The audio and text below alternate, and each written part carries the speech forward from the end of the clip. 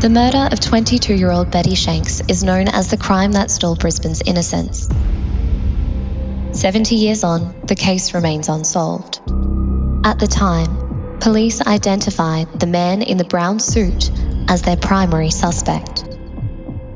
This map captures eyewitness testimony regarding this man and presents two potential suspects. On the evening of Friday, the 19th of September 1952, Betty Shanks was attending a night lecture at Brisbane Commercial High School. When classes finished, her lecturer dropped her off at tram stop 19 so she could catch the tram home. Betty got off the tram at the Grange tram terminus, where she was last seen alive. She never made it to her home on Montpellier Street.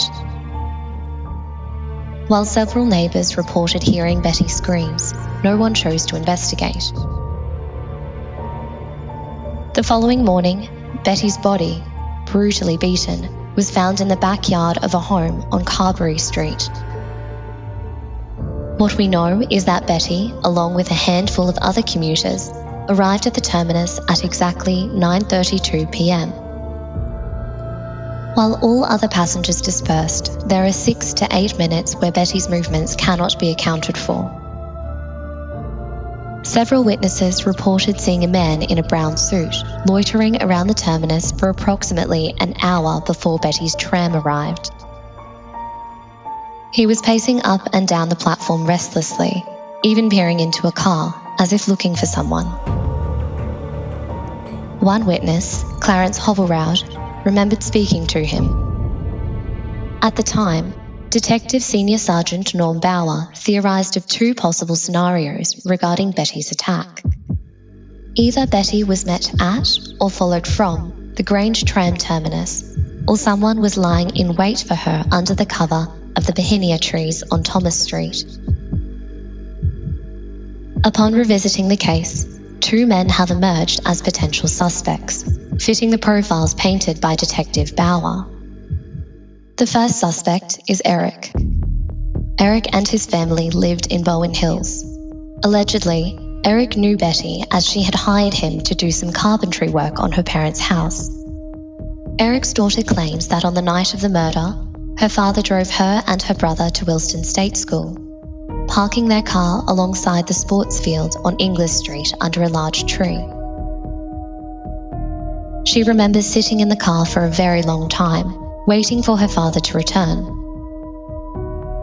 She also remembers seeing her father acting suspiciously in the backyard when they returned home, and having to clean blood from his shoes the next day.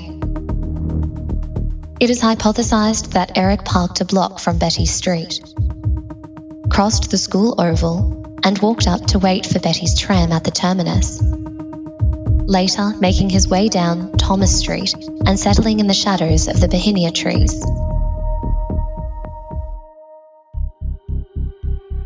The second suspect is Joe.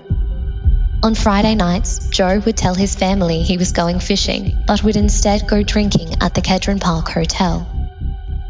In a statement provided by Joe's son, Ken, it is alleged that Joe drove and parked near the Grange tram terminus on the night of Betty's murder.